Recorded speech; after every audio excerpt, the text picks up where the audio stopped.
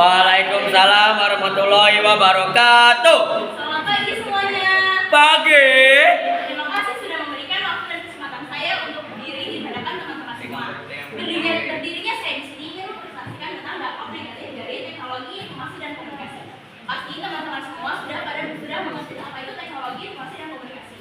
Di sini ada beberapa dampak positif dan ada beberapa dampak negatif. Di sini saya ingin memberikan dampak negatif dari teknologi informasi dan komunikasi.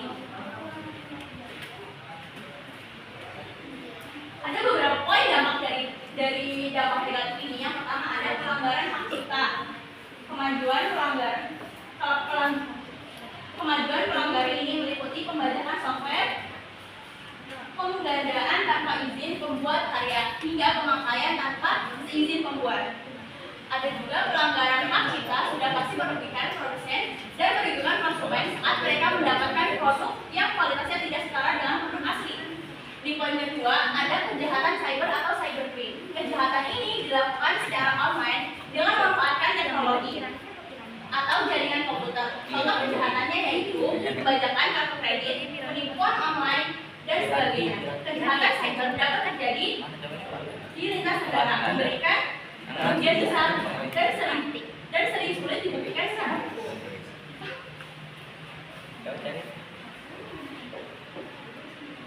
Ada poin ketiga dan poin keempat. Poin ketiganya itu ada pornografi, perjudian, penipuan. Ketiga hal tersebut sangat marak di dunia online dan menjadi sisi negatif dari teknik informasi dan komunikasi. Namun sebagai besar negara melegalkan pornografi dan perjudian terkait aturan-aturan tertentu. Sementara untuk penipuan, banyak oknum yang menyalahgunakan teknik informasi komunikasi guna menipu orang lain demi mendapatkan sejumlah uang. Yang poin keempat, ada penyebaran malware. Malware adalah program komputer yang sifatnya mencari kelemahan software.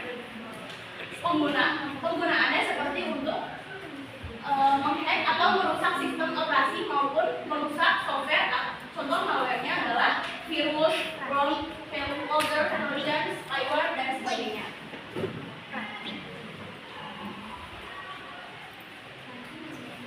Dari beberapa dampak negatif yang sudah saya jelaskan, pasti ada solusi dan cara mengatasinya. Mohon disimak ya, untuk supaya kita tidak terlibat dalam kasus negatif TIK.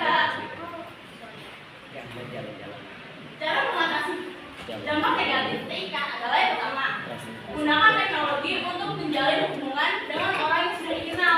Pastikan orang yang dikenal itu sudah dekat dengan kita dan tidak ada kontak dengan orang yang belum dikenal, apalagi dengan nomor-nomor yang belum kita kenali. Yang kedua ada cari komunitas positif yang sering melakukan pertemuan di dunia nyata. Pahami konteksnya, itu ada cari komunitas positif, bukan komunitas negatif yang kita jadikan sebuah pertemanan. Tentunya penegakan hukum yang berlaku dengan dibentuknya polisi internet. Yang keempat ada menghindari pemakaian telepon seluler yang berfitur dengan canggih di bawah anak umur atau lebih, mengawasi penggunaan telepon seluler. Yang punya adik-adik kecil usia TK sampai SD, untuk mengawasi adik-adiknya untuk tidak terlalu memakai telepon genggamnya dengan waktu yang berlamaan. Yang poin kelima yaitu perbanyak membaca buku yang bersifat edukatif dan bersifat keimanan, serta aplikasi komputer yang bersifat mendidik. Di poin yang tadi, di poin pertama sama untuk menggunakan sisi positif dari dampak negatif. Jadi yang negatif itu jangan kita bawa kebanyakan daripada dampak positifnya. Jadi kita mengambil sisi positifnya itu lebih banyak daripada sisi negatif. Yaitu jangan terlalu banyak menggunakan handphone, perbanyak membaca buku-buku yang bersifatnya edukatif. Yang poin ke-6 ada punya pengaturan waktu untuk berada di depan komputer atau televisi.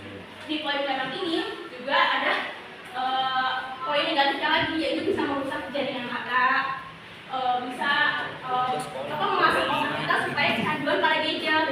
Kan kalau di sini kita kan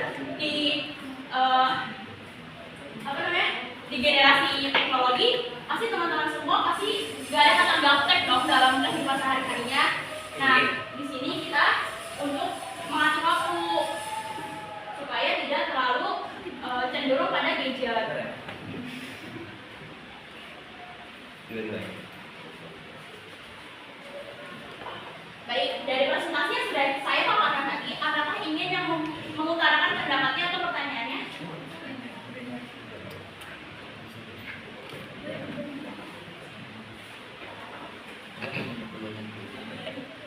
Val.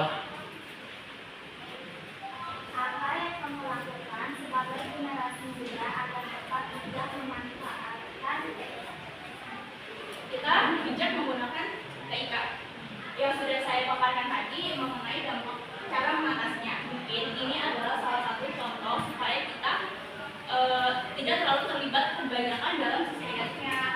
Kita bisa memperbanyak baca buku, kita bisa mengatur waktu dalam menggunakan gadget, kita bisa menghindari komunitas-komunitas negatif, kita juga bisa menjalin hubungan, kita bisa supaya tidak menjalin hubungan dengan orang yang tidak kita kenal, supaya kita bisa mengenali orang-orang yang sudah kita kenal. Ntar lagi kodenya. Val. Tapi di poin yang kelima di cara mengatasi dampak negatif TIK itu kan katanya memperbanyak membaca buku yang bersifat edukasi itu bisa melakukan itu kenapa ya? supaya kita tidak terlalu megang gadget dalam waktu yang bersamaan. Jadi kita juga masih ada kalau kita tuh ada di dunia nyata, bukan di dunia maya. Karena kan sekarang lebih condong kepada dunia maya dan dunia nyatanya sudah dikurangi. Banyak sekarang juga banyak buku-buku yang ada pada gadget. Mungkin itu bisa jadi opsi B, tapi kita dapat opsi A yang kita menggunakan buku-buku yang berupa visi